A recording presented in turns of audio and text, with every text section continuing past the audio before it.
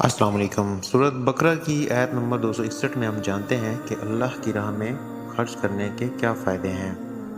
جو لوگ اپنا مال اللہ تعالیٰ کی راہ میں خرچ کرتے ہیں اس کی مثال اس دانے جیسی ہے جس میں سے 7 بالیاں نکلیں اور ہر بالی میں 100 دانے ہوں، اور اللہ تعالیٰ جسے چاہے بڑھا چڑھا کر دے، اور اللہ تعالیٰ کشادگی والا اور علم والا ہے۔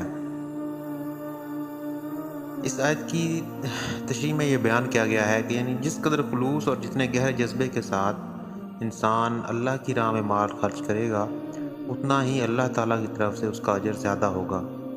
جو خدا ایک دانے میں اتنی برکت دیتا ہے کہ اس سے آپ 700 دانے اگا سکتے ہیں، اس کے لیے کچھ مشکل نہیں کہ وہ خیرات کو بھی اسی طرح نشوونما بخشے اور 1 روپے کے خرچ کو اتنی ترقی دے کہ اس کا اجر 700 گنا لوٹ کر آپ کے پاس آئے۔